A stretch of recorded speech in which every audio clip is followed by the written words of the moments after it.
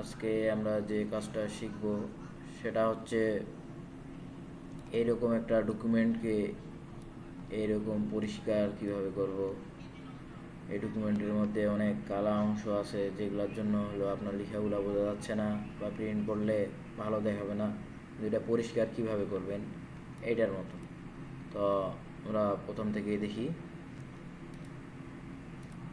প্রথমে হচ্ছে আমরা একটা লেয়ার নিব কন্ট্রোল জে দিয়ে। লেয়ার নেওয়ার পর কন্ট্রোল এল চাপার পর যে এইখানে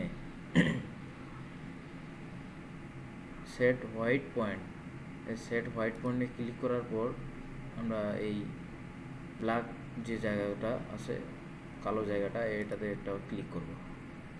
ক্লিক করার পর আমরা এইখান থেকে একটু লেখাটা এদিকে বাড়াই দেব। হ্যাঁ, বাড়াই দেওয়ার পর ওকে করে দেব। ওকে করে দেওয়ার পর আমরা যে কাজটা করব যে এইখানে যে একটা টুলস আছে ড্র্যাগ টুলস, এই ড্র্যাগ টুলসে ক্লিক করার পর এখানে রেঞ্জে হাইলাইট করে দেবেন।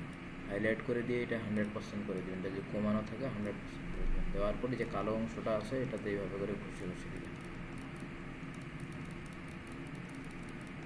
এখানে যেখানে যে কালো অংশ আছে এটাতে এইভাবে ঘষে দেবেন।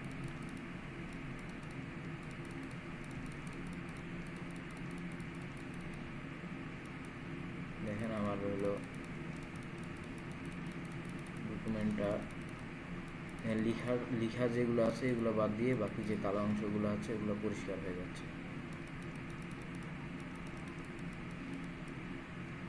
তারপর ইমেজ থেকে সিলেক্টিভ কালার অ্যাডজাস্টমেন্টে যাবেন। অ্যাডজাস্টমেন্ট থেকে সিলেক্টিভ কালার এখানে গিয়ে এই ব্ল্যাকটা একটু বাড়াই দেবেন।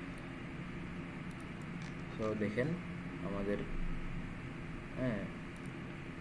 আগে কেমন ছিল আর শেষে কেমন হলো। ধন্যবাদ। আজকে এটাই দেখানো ছিল। ভালো থাকবেন, সুস্থ থাকবেন। আসসালামু আলাইকুম।